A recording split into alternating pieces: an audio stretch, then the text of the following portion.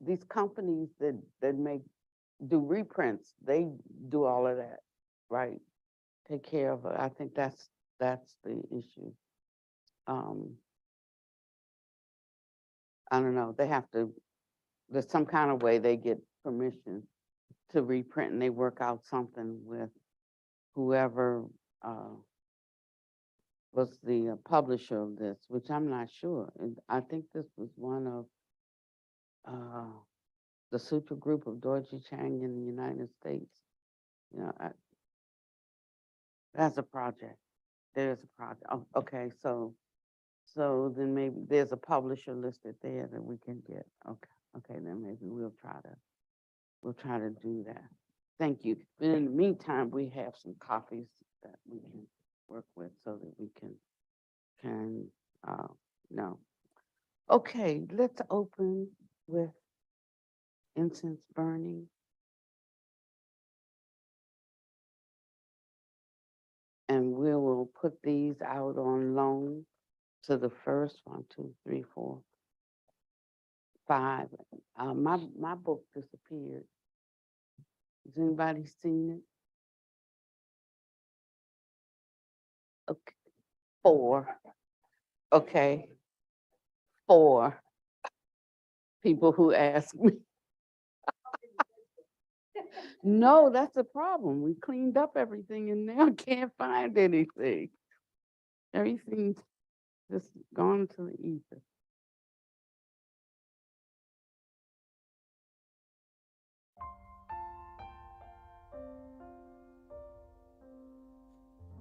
Incense burning, all space is filled with the fragrance.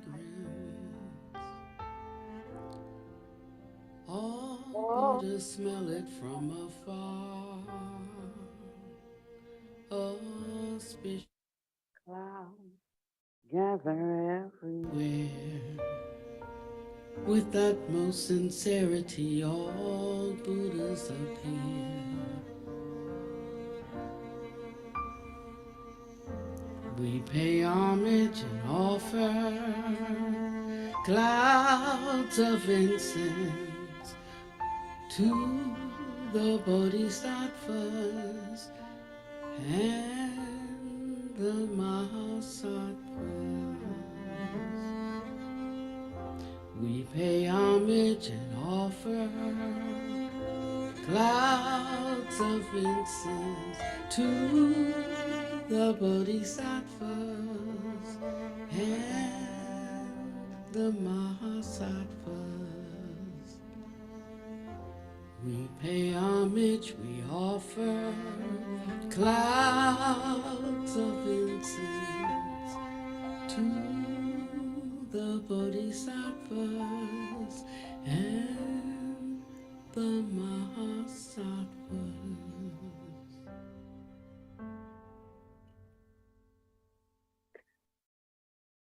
So today I wanted to, we are finishing part 1 of 2 stories about a holy monk.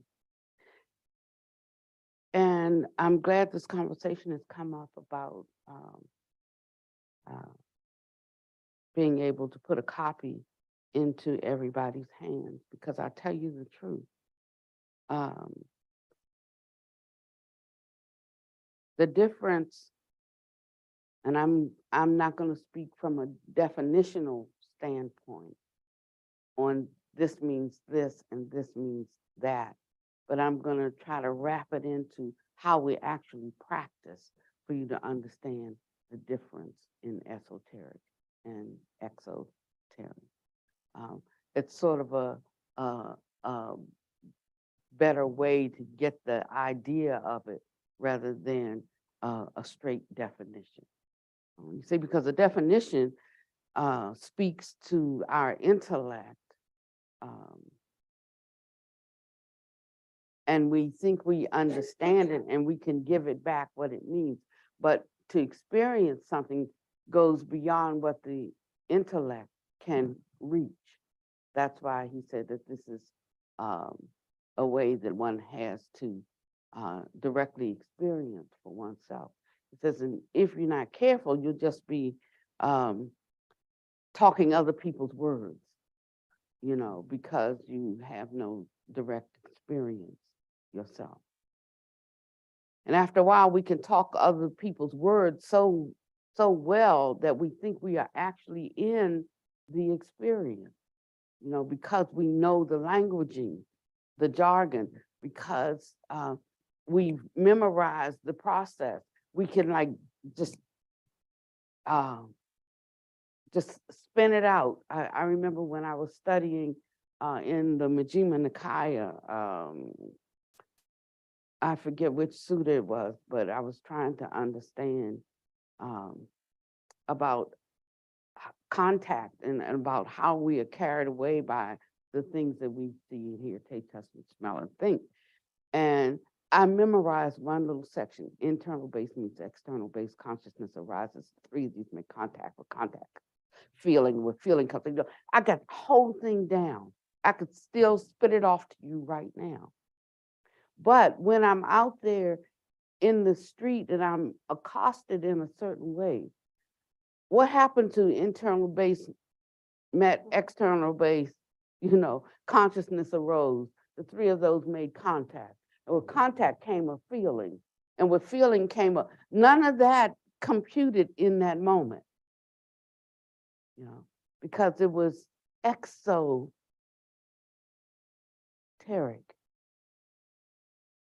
not esoteric. So it's not like the methods are different, except the esoteric also adds something to the exoteric. And that is the blessings of the master, the mind stream being able to be lifted up through coherence with the mind stream of the master, to receive the initiation. So you have the mantras and the mudras that lock in the understanding so that they spin and activate so that you can use them in a different way, in a more complete way. So exoteric has one part of it. You cannot have esoteric. You cannot fully engage in the practice without the exoteric. So within the hierarchy of prajna, that wisdom which is beyond intellectual assent and consciousness, whatever we can bring up and know out of our unenlightened mind, our mind that's dependent upon the contact with the external world. If apart from having this kind of experience, we are not in the reality of the moment. We're in our mind-induced, manufactured state of reality, which we loosely call illusion, illusory world, delusion. Because how we assess everything and how we walk things out, therefore, according to how we have assessed them, is based purely on the mind that has connected with external stimuli and how we name that and how we respond to that. So this whole practice is about witnessing or noticing that.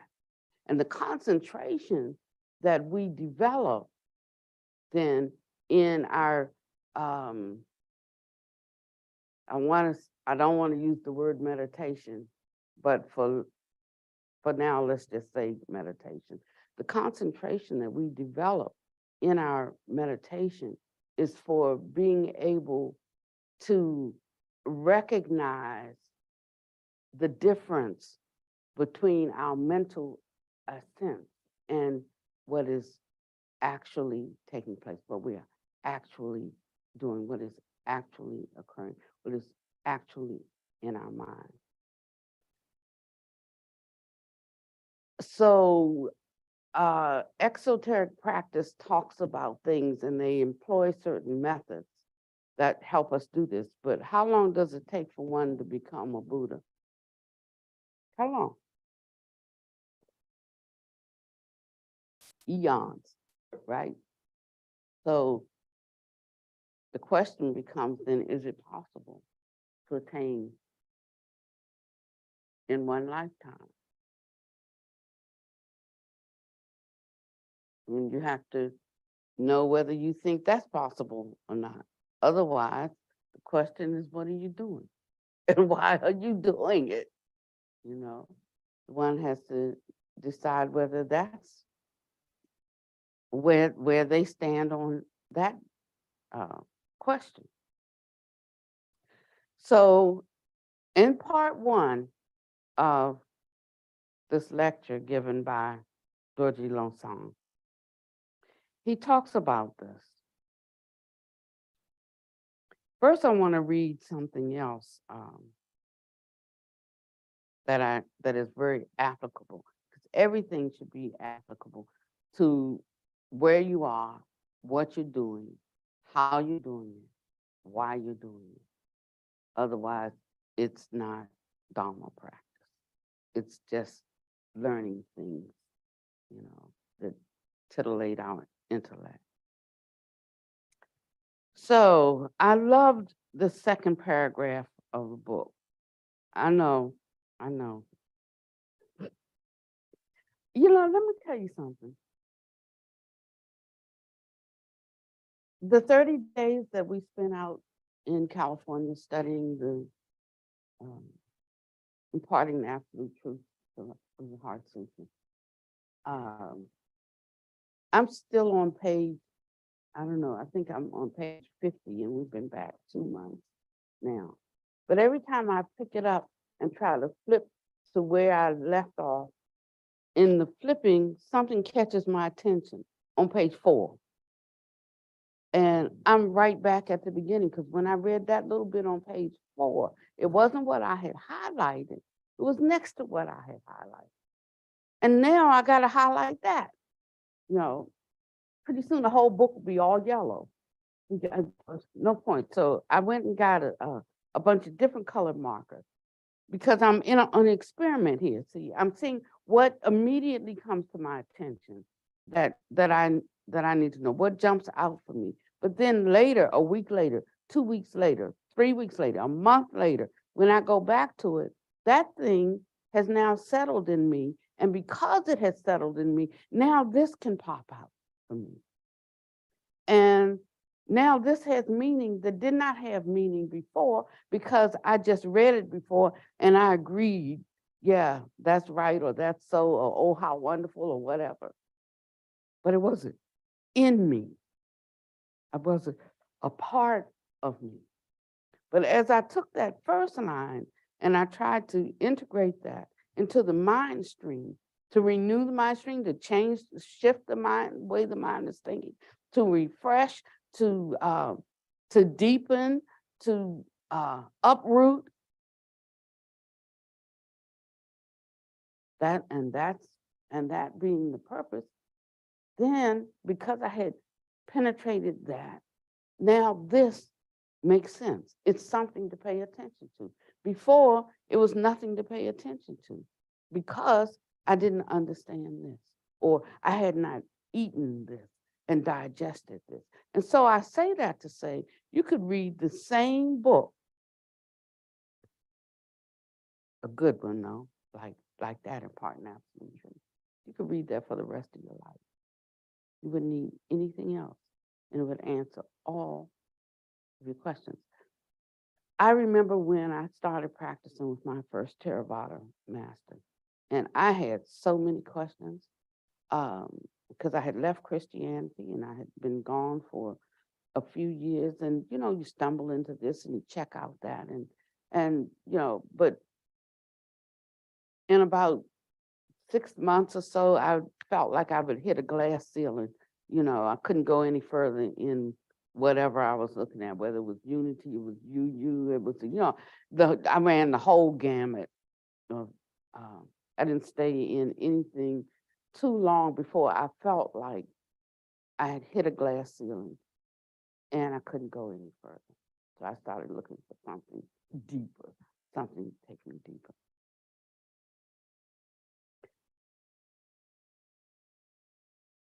And so I had so many questions. I finally decided, I really need a teacher. Now, I'm going to tell the teacher what I want to know. And I could, yeah, and I'm going to, and the process by which I want him to take me through my training. And, so I don't, so I meet this monk there. Luckily, he's a happy monk. So he took all of this with a laugh and a ha ha and a okay. And that was his saving grace, because I know I was difficult because I was so intense. I mean, like I was on a mission. I was on a mission of awakening, and I felt like I had given up a lot to be on this mission. And when I say giving up a lot, I meant where I was pretty good, where I felt most people never reach within Christianity. So now if I'm looking for more, I mean, it's got to really, really be bombastic. And he wouldn't let me ask him any questions. No matter what question I asked him, he was saying, we'll get to that later. And I'm like, he can't answer it. After a while, he doesn't know.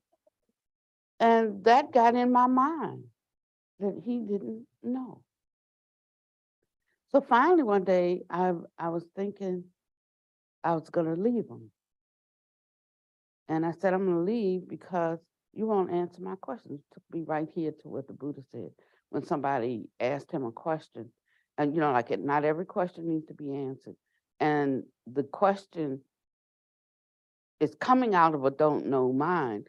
So you don't know whether that's a good question to ask, And generally you ask a question about what you don't have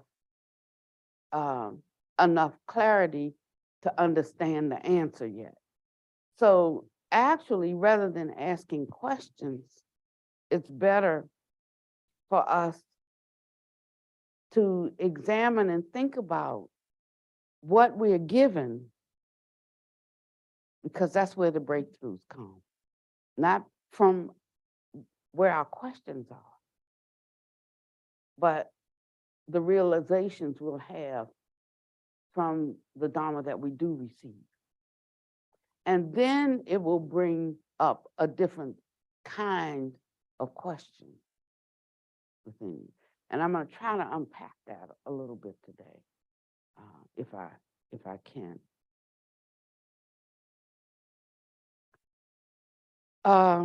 I just like this paragraph. I'm just going to read this because this is where we are, and I can't say that. You know me, I always tell everything. So I'm in a learning mode right now that I can't tell everything, that I can't share everything that comes to me.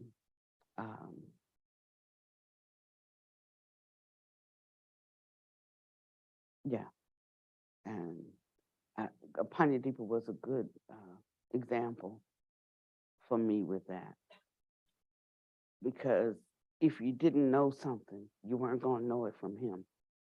He didn't tell things. He was a keeper of secrets. He never felt the inclination to talk so much, to tell so much.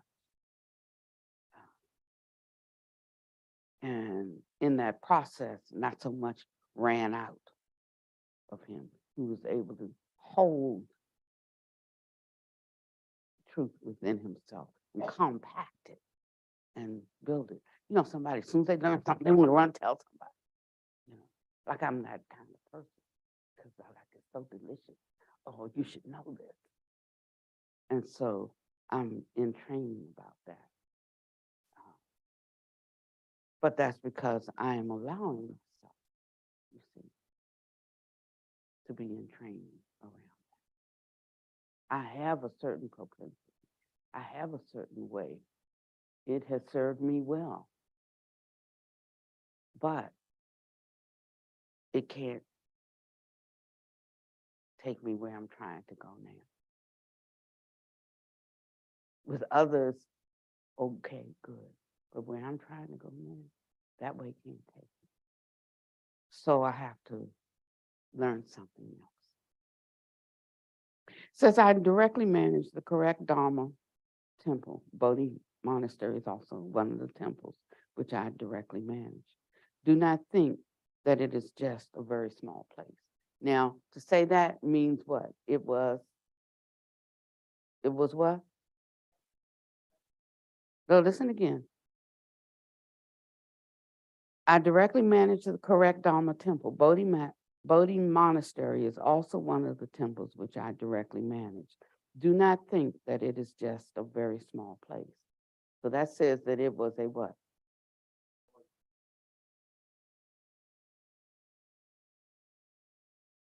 Listen again. Oh, so no, this is good. We might have to do the seven, we might have to do the seven listening method. I directly manage, now listen. I directly manage the correct Dharma temple.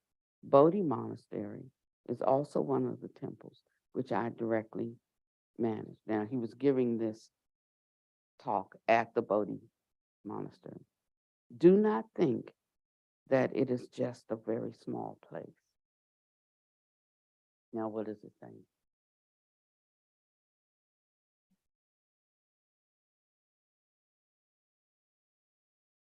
Keep going.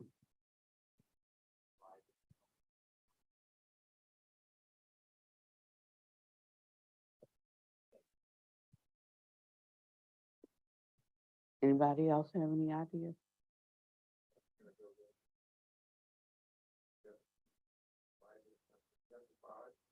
Maybe they're sitting there at small. Maybe Thank you. That's what he's saying. Obviously, he says, do not think that it is just a very small place. That means obviously it's a small place. But he's working with their mind about what they think, what kind of Dharma can come out of this space.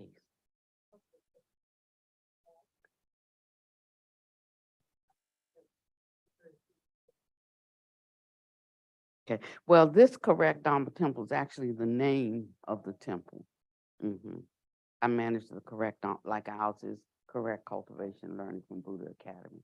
Everybody got correct in their titles, in their halls, everybody. It says, don't think that this is just a very small place.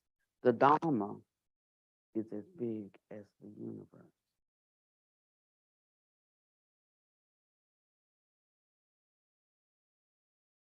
Now you could just stay with that and working with your own mind, meditating on that concept alone for weeks, and it'll just keep unfolding. You just peel back layers and peel back layers about how you really think, what you really value, and it determines what you get.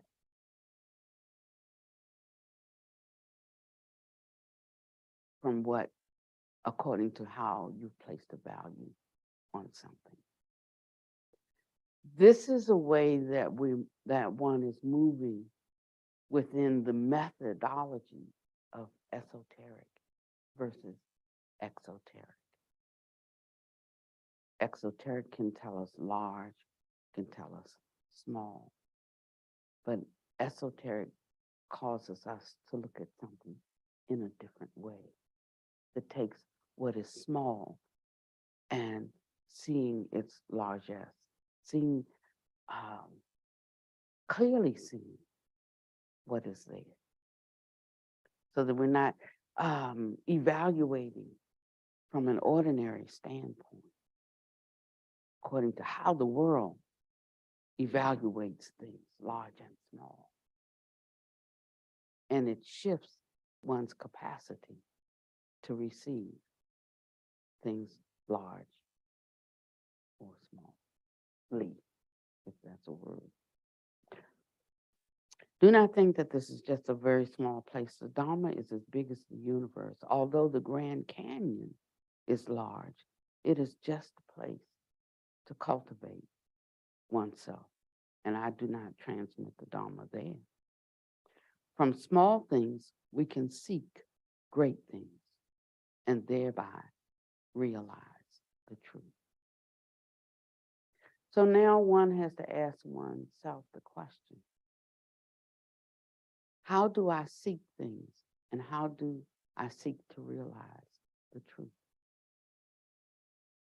Is it through the differentiation I have automatically about which things are large and which things are small? Who is popular and well known and who is not? Who is it? So this takes one on an internal investigation, I could say that, of how they assess everything in this life. I'm on one myself right now. And in undergoing this, it is causing a complete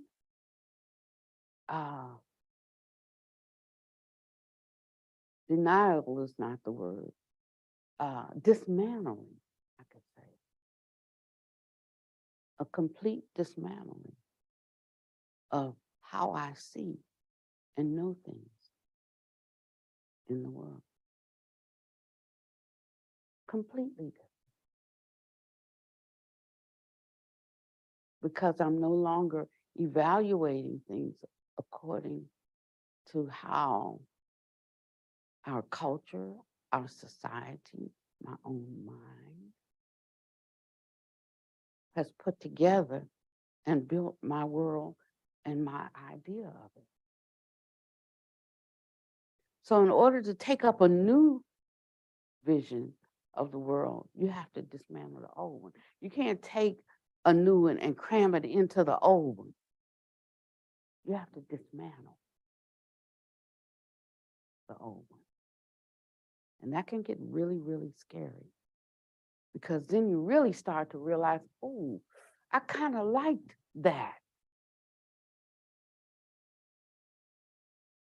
I kind of like being that. I kind of like being there. I want to hold views this way because I spent all of these years developing this view. That this view is who I am. I am my view. And now I'm hearing to go further, I have to dismantle that. Who will I be? What will I be? And there comes a resistance to the dismantling. And yet we say, we're trying to, we know all this talk about emptiness and no self and all of that, but we're all so full of self. Emptiness is not really on our radar other than we like to use the word. Because we're not constantly challenging our notion of how we have organized and created this expression that we call the world and life. And so we continue on with this, but we get a little study on the side that talks about something else. And it becomes that. That's what esoteric practices. And that's why it takes eons. So in esoteric practice, the master lays the axe to our dishonesty, to our foolishness, to our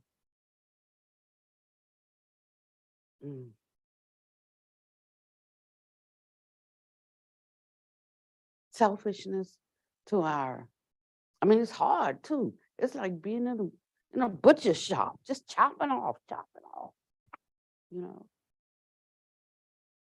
And unless one truly had enough of the illusion, we have this in therapy, this, I don't know if they still use that one, but when I was coming along and needed a therapist, they had this I'm okay, you're okay thing. Yeah. So that's like that. This I'm okay, you're okay. We all okay. And more people like that one than some of the other ideas because we like to think that we're okay. And even when we start confessing in front of others that we're not okay, that's really just our pride. Like, look at me, I'm so self-effacing. I'm so, it's still us like our okayness. Yeah.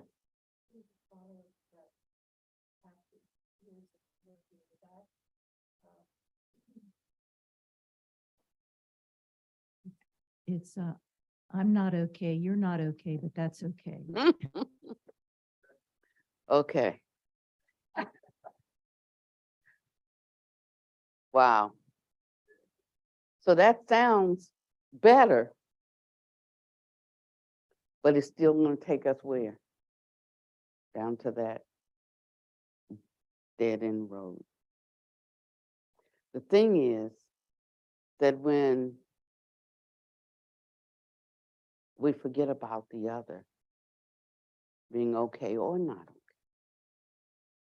and concentrate on ourselves, we start to get to the place that actually we can get okay, and we make enough room to help others who want to be okay. And if they don't, that's a choice.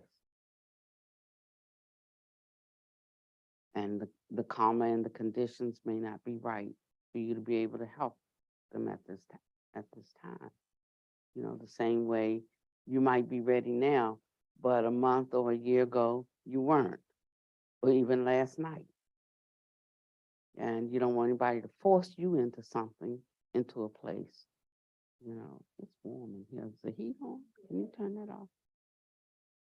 You might even open that back door and let some air come in. Or am I the only one warm? Oh, okay. And we just tell the weather gods we're not complaining at all. And so what you'll find is that the more that you are able to focus on yourself, the more understanding that you'll have towards others. First, to let them go through their process. Second, to be helpful if you can, and not try to be helpful where you can't. Third, you'll develop the insight to know the difference when you should be trying to help and when you can't help. And fourth, the day just becomes glorious because you start discovering who you really are. So one of the Chan cones, Chan or Zen cones is, who am I? And someone asked me yesterday, like, since I've started this inquiry, who am I? I said, well, the one who's asking the question is not going to be able to know the answer. So don't chant that one unless you want to do the eons to awakening thing. Don't have to ask, don't spend your time asking that. Spend your time asking what is correct cultivation and doing that. If I ask myself, how do I produce or that I want a beautiful, bountiful crop, there's something that I have to do to have it. Doesn't even, and I have to actually do those things. So it's the wrong question. Seeking a right answer, but it's a wrong question. And that's why after asking that question, it takes eons to know oneself. But if I ask the right question, like, what is cultivation for me? What do I need to cultivate, to correct, or what's upside down in my view, in my understanding, in my actions? You know, I can be doing all the things I think are the right things to do, and yet it always turns out very badly. You know, or if I'm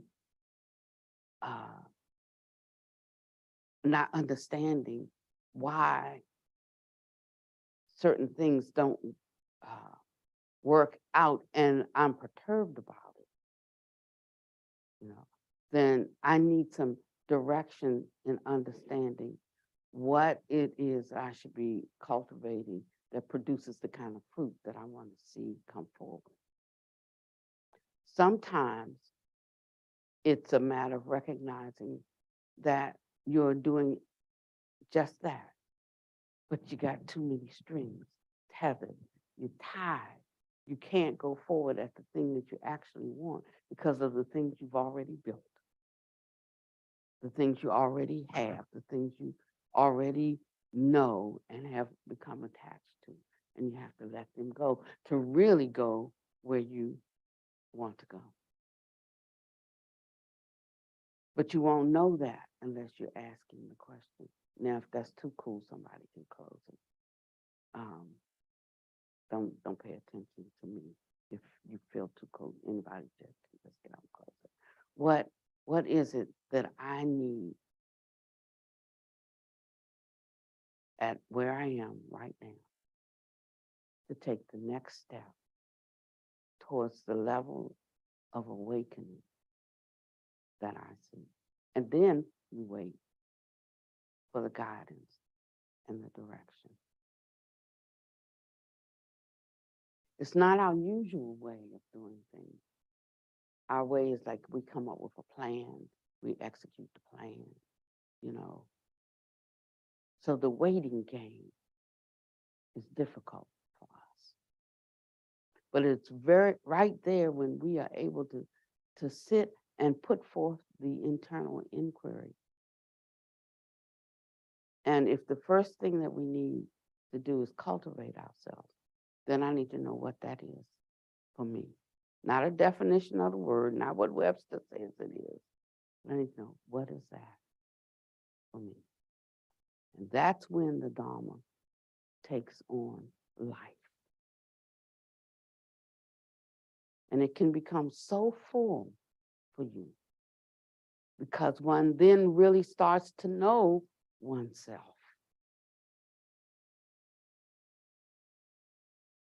Not who they think they are, you know, but who they actually are. And then as you start to know this, you won't even care about who somebody else thinks you are. You'll be most focused on knowing yourself. The question that we ask, who am I, is a confused question. It's a confused question. And if somebody gave you the answer, and there's many books that give you the answer, and none of those have worked for you because it's a path of discovery that nobody can define. And so he talks about from small things we can seek great things and thereby realize the truth. From small things we can seek great things. So we're always looking at the end result. But he's saying, don't look, at the end result. Stay with the smallness. And the smallness opens the way to great things. Our mind works in a certain way that as soon as we get a hold of something, some thought, some concept, something, we look for its greatness, its largeness, and we want that.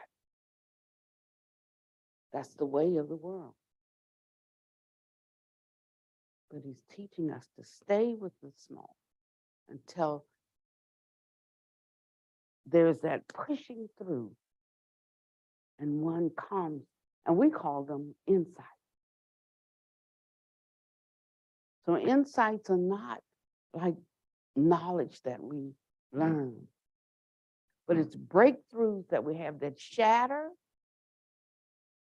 our previous conclusion of what things are. But in such a profound way that one gets it from the inside out, not the outside in. So it's not like screwing this off and pouring in a little dab of knowledge here and there, and now shaking it up, and it's mixing with the old me, and now this is who I am today. It's not that way.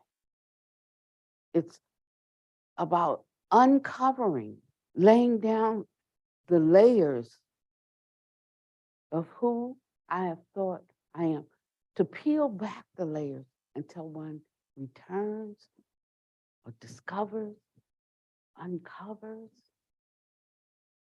one's original nature. So going out there and looking for it out there, we won't find it. We'll find something to grasp around for the intellect.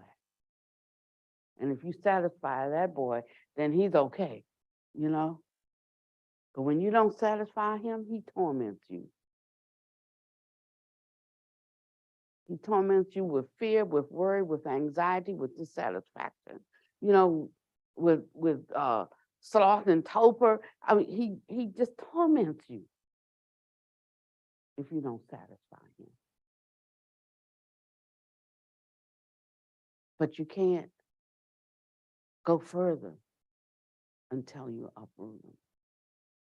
And it doesn't mean now you won't know anything because you got rid of your learning mechanism.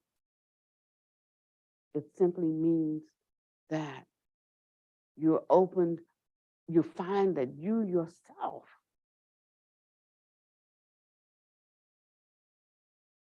already know everything that there is to know. And you just start pulling out a little slip of information right there. Oh, it was in me. It comes out of you, is what I'm saying. And so there becomes a new way of learning. You're learning yourself, and you are not separate from the whole universe.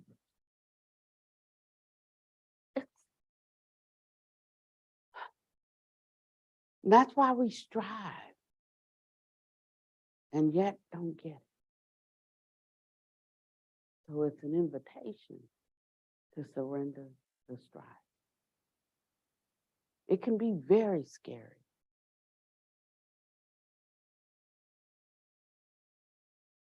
Because mind is chief. Mind made are we. That's how I recognize me and you and everything else.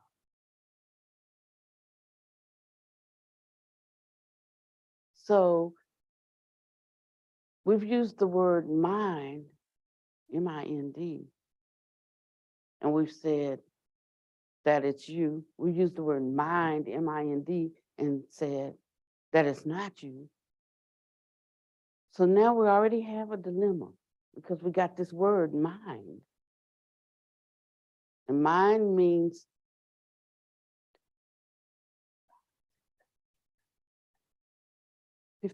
fifteen different things in this moment because there's 15 different people in this room. So when each one of us hears the word mind, we have a connotation of what that means and what Panwati is talking about when she says mind. And it can be different for each one of us. And that's where the help of the master comes. The teachings that help us differentiate what kind of mind. There are many different words for mind that are in the West. In English, we just translate it as mind. Yeah. But that leaves us confused about what we're talking about. That's part of the confusion. And so there takes some unpacking so that you understand which, what the teacher's really talking about. And then it becomes a little clearer or a little easier.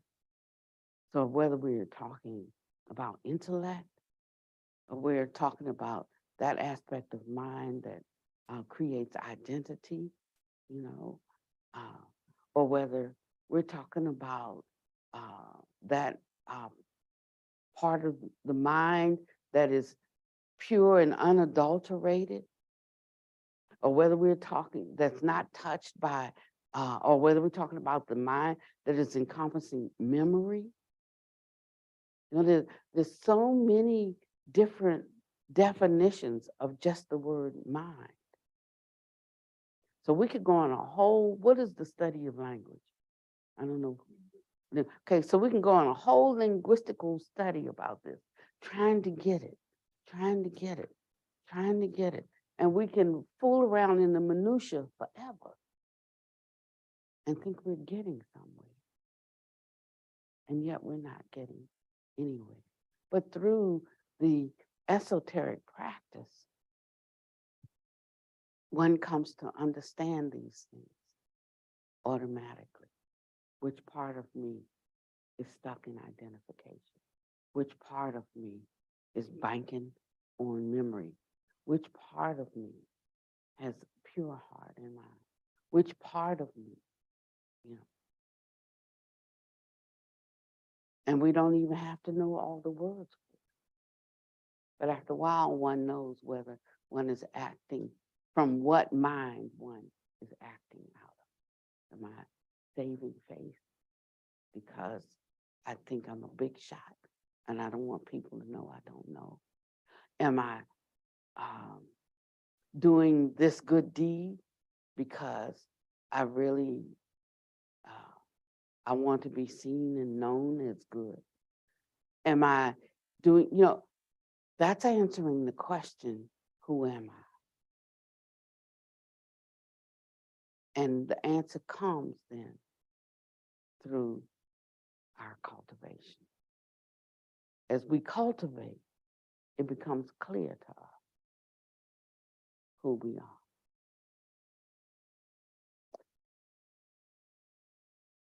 So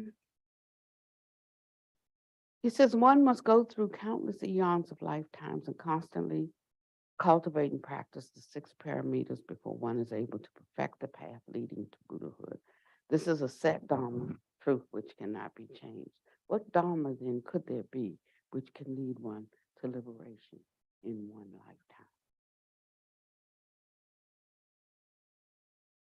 And then he was talking to some people who were in Pure Land.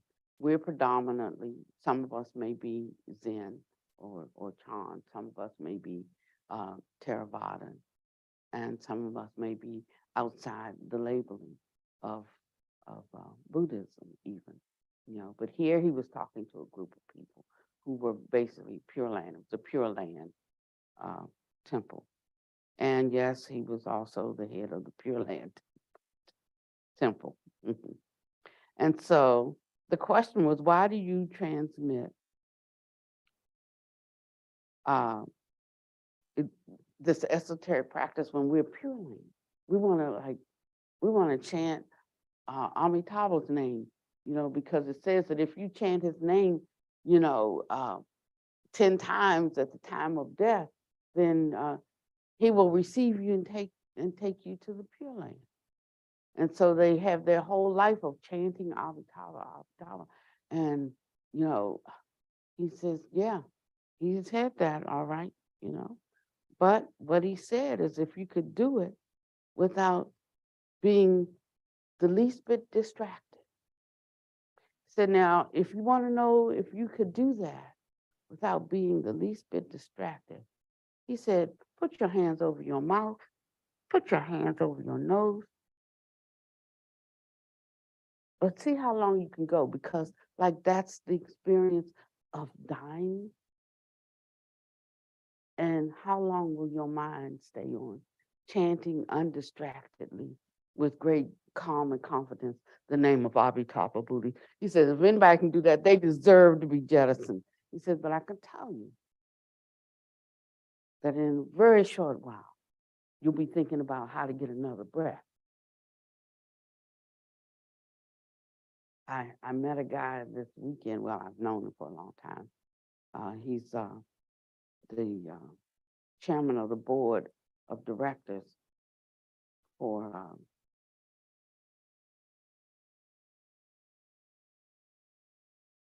uh,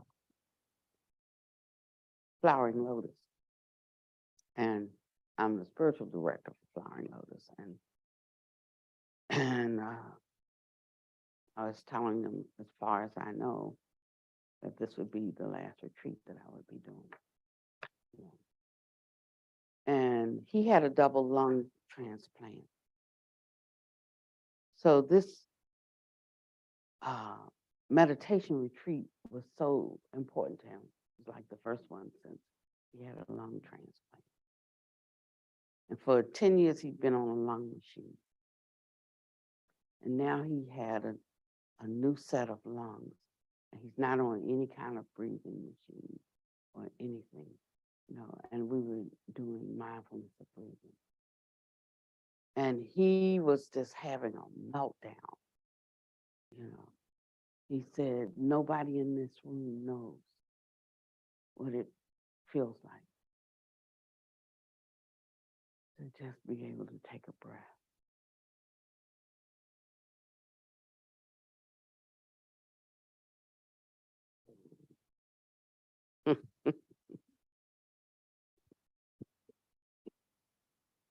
Just to be able to take a breath. And then he just started to weep. You know. He said, this Dharma has taken on a whole new thing for me. He said, and every time I breathe in, and every time I breathe out, he said, it's life to me in a way that I never understood before.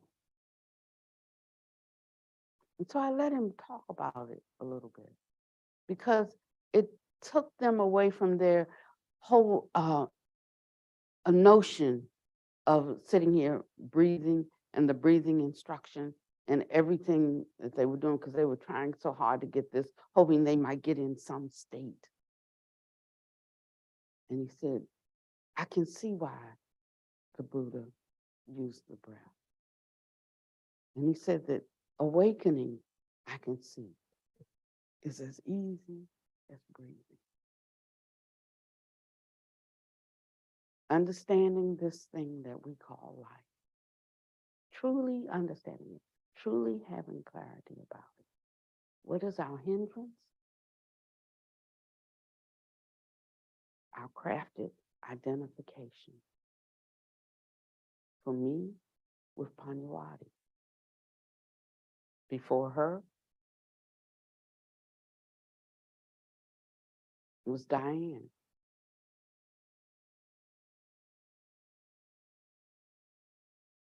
So the last few months, I've been undergoing a change, and I've come to discover something about the jhana. The jhanas, when we talk about sitting and breathing in and breathing out and entering into the first jhana, the second jhana, third jhana, the fourth jhana, you know, all of that. And then he talks about when you're sitting, when you're standing, walking, when you're working, when you're talking, all of that. We should be in jhana all the time. The first jhana can take you months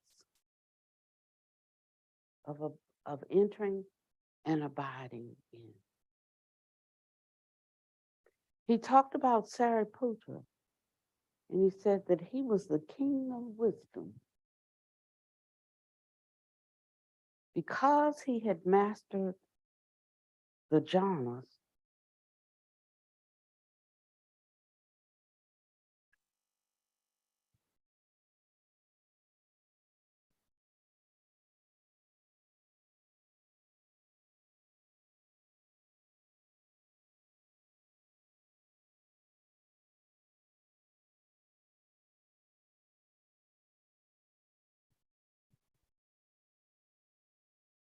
It's Sutta 111, one by one as they occurred. Now, it said that he did this over half a month. He gained insights into states, one by one as they occurred. Mental insights into states, one by one as they occurred.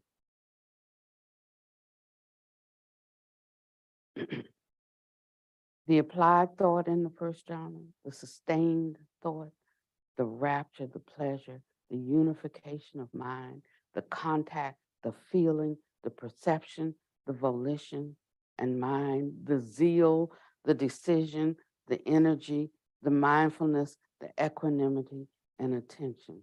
These states were all defined by him one by one as they occurred in him.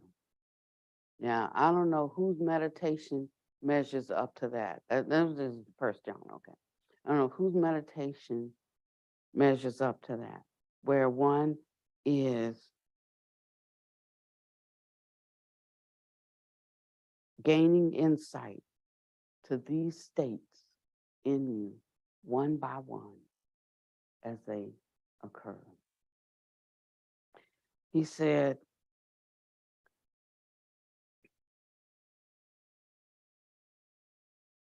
they were known to him when those states arose, known to him when they were present, known to him when they disappeared.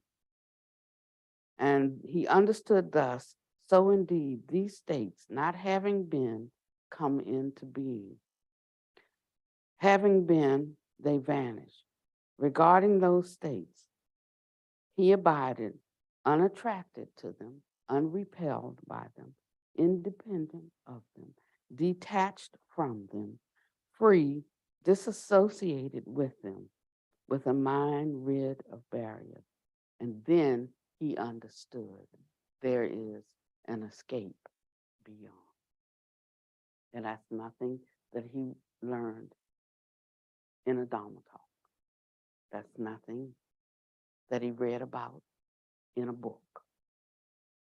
That's nothing that he could come to separate and apart from sitting and observing mental states as they arose in him one by one. So this esoteric practice takes us on a path of cultivation that helps us to recognize and know all the states, the mental states that arise in us, telling us who we are, how things are, where they are, why they are. And as we begin to sit with them and realize them, come to know them one by one, in that way we become masters of the universe.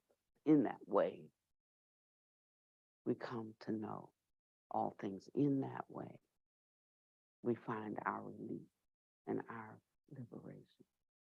We're not going to get it through reading books. We will get it through cultivation. So we have to shift. We're not even going to get it through just sitting within meditation without knowing why we're sitting and what we're doing. And that's only 10% of our work. The other 90% occurs off of the pill. And so he said, he understood then that there is an escape beyond, and with the cultivation of that, he confirmed that there is. If you don't have to read the whole sutta. I mean, it's wonderful. It may be even difficult to understand, but this has now become my favorite sutta. And he says that in this surmounting, one will uproot the taints. That's doubt, right? Lust, hatred, pride, restlessness, dullness, the desire even to be reborn, to give up ignorance, and a craving for enlightenment. Craving being the operative word.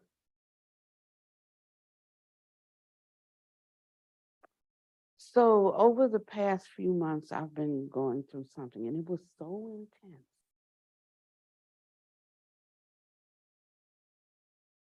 That there came such a gap between who I'll just call me and this body. Such a gap between me and thoughts, you know.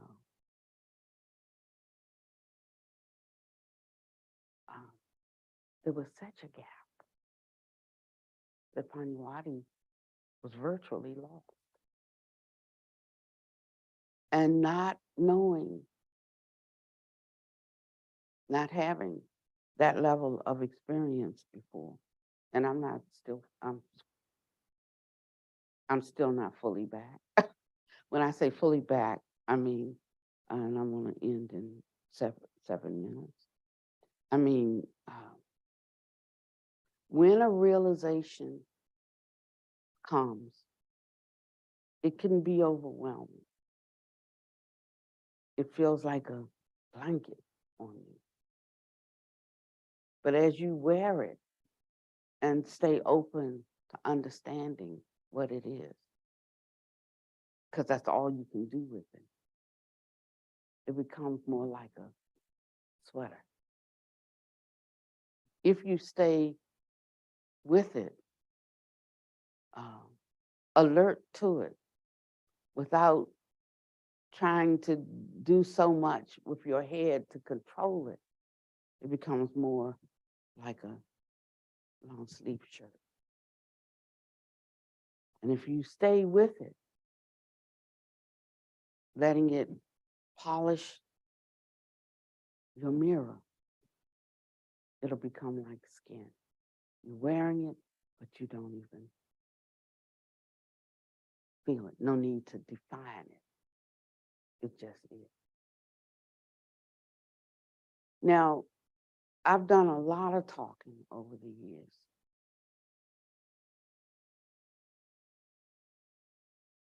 But this was truly an experience.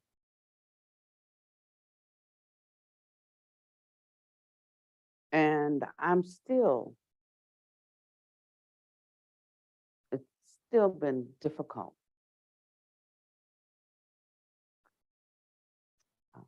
Because it's not like skin yet. But it's not like a coat either. And I am saying it's not enlightenment, but there are many, many, many levels of awakening. There are many, many, many levels of liberation.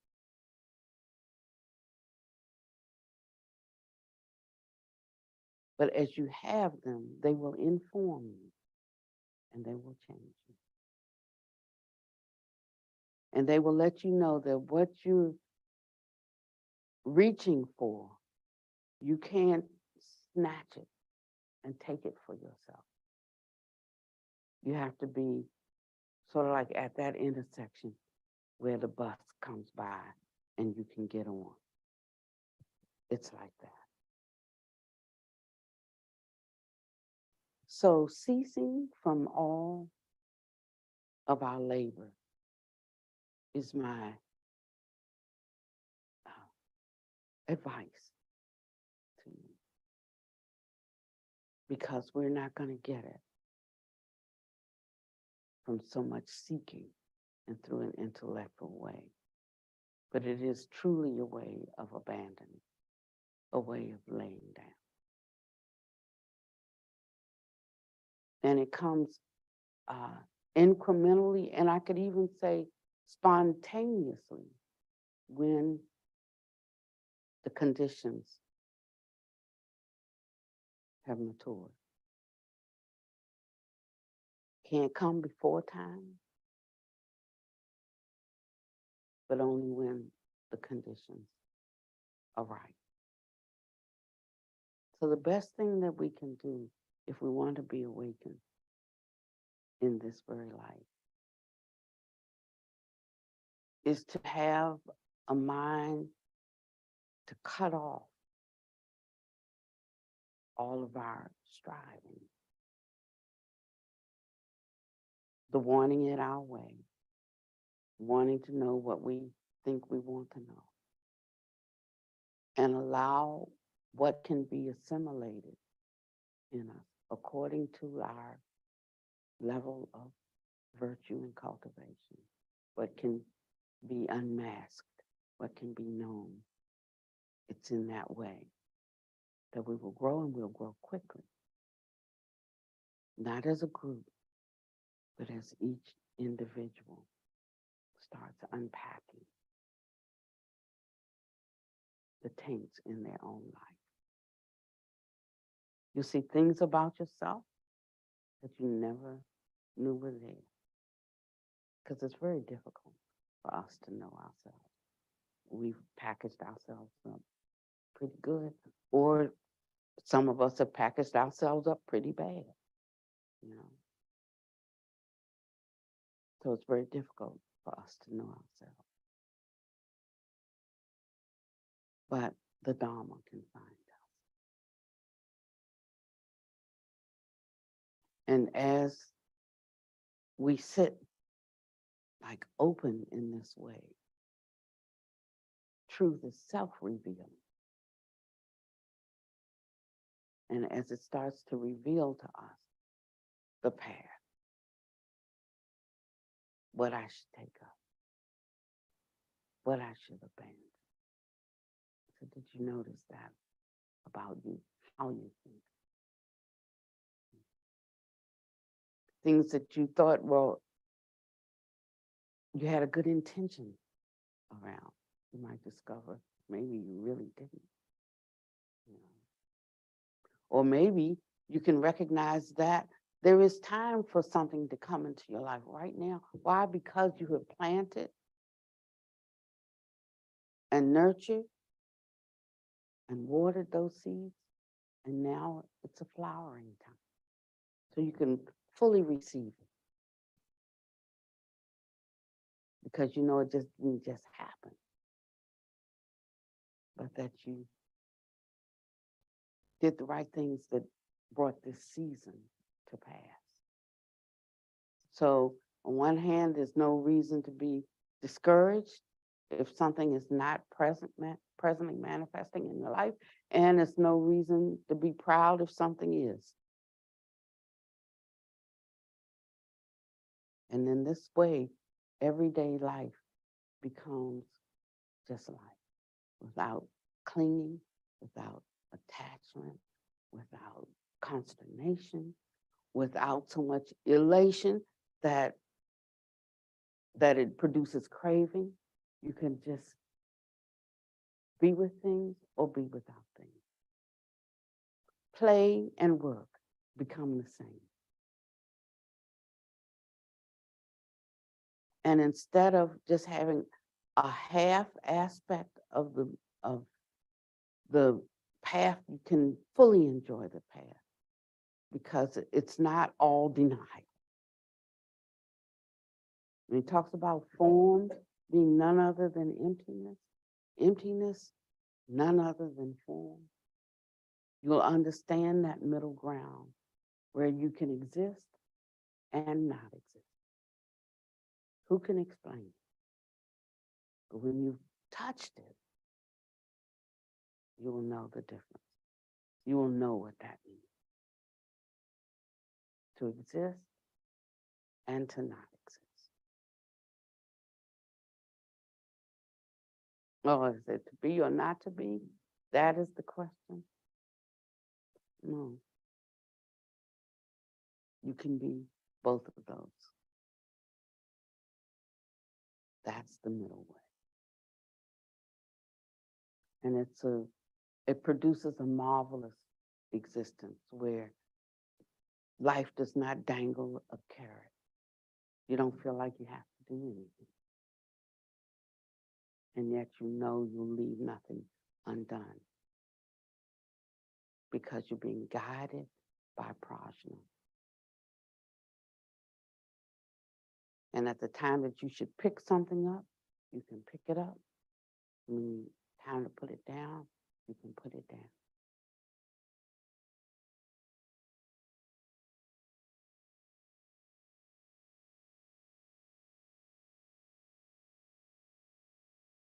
You know, this definition of bliss is the wrong word. I don't know who,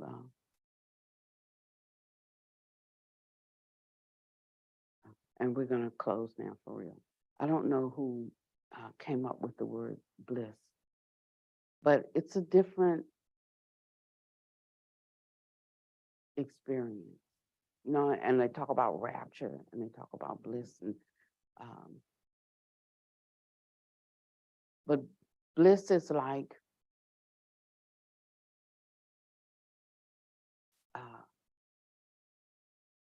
being on a desert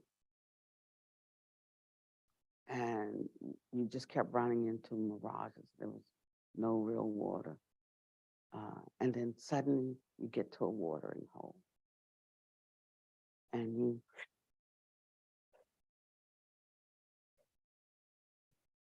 when you've had all that you need, and that thirst is satisfied, the bliss is kind of like that. And that's why when you read the stories or the exclamations of liberation throughout the book, they'll always say, you know, long time I've wandered in samsara, searching, and it was right here, all alone. This freedom from the mind, the consciousnesses that connect with the external world. It doesn't mean that you now become deaf, dumb, blind, stupid, and at all. But it means you know how to use them now instead of being led by them. You now become the commander in chief. And with that comes a great power, a power to transform things. When somebody comes by and they need a hairbrush, you can transform into a hairbrush. Somebody comes by and they need food, you become food. Somebody comes by and they need a word of comfort, the word of comfort naturally arises. You don't have to think about it. You don't have to get a word together for the day so that if a person comes, you're going to give them this word. You just know what to say. And then life becomes easy and simple, and you're in the flow. And it will continue to grow from there once we step out of our striving and be diligent around our cultivation. That's it. So The only difference between exoteric and esoteric is simply that we have a little bit more help. We learn about the coherence of the vibration and the sound of one who has trodden that path, and they're there. And when they speak it to you, like a tuning fork, ding, then they start to align until they're in perfect sync like this.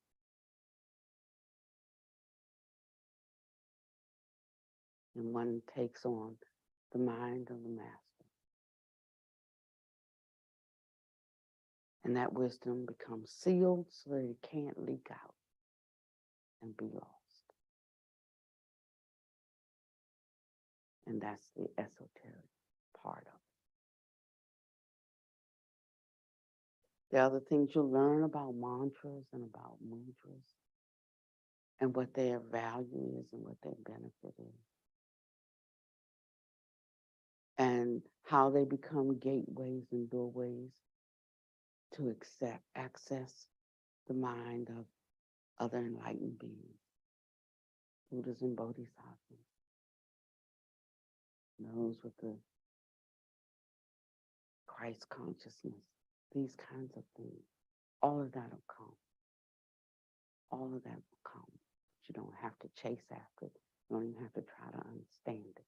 When it presents itself to you in a way that you know that it's real, then you'll easily take it up. No word.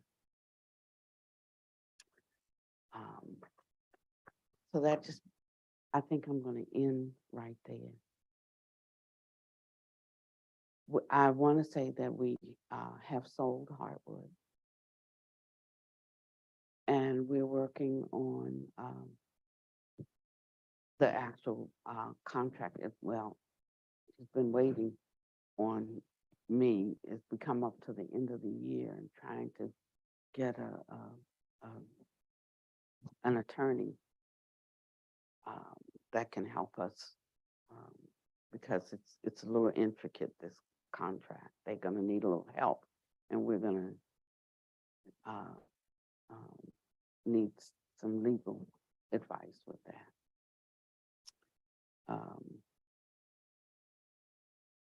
So I'm hoping I can get in 3 attorneys. One referred me to another, who referred me to another, who referred me to another, because they can't, they're so booked trying to do closings by the end of the year. So I'm hoping today I get this appointment. And so we've also gotten a new space. And I've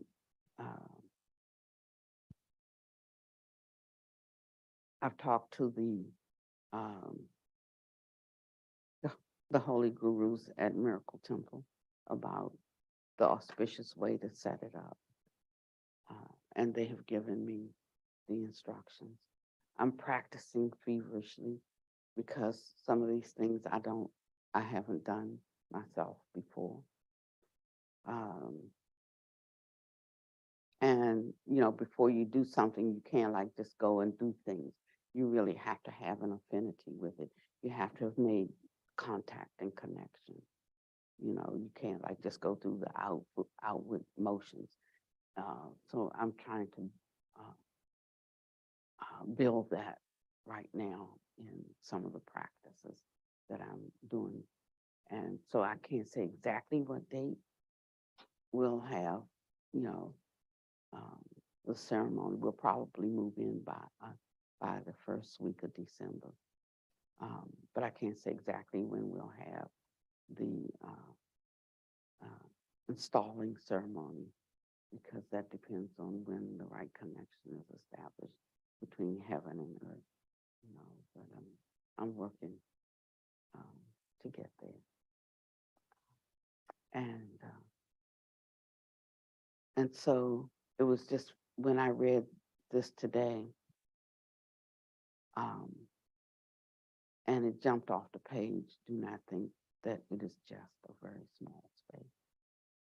You know, that the Grand Canyon is large, but the Dharma's not taught there. And um,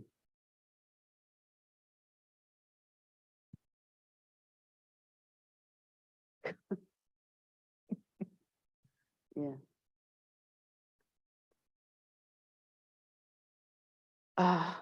Okay. Thank you for coming today.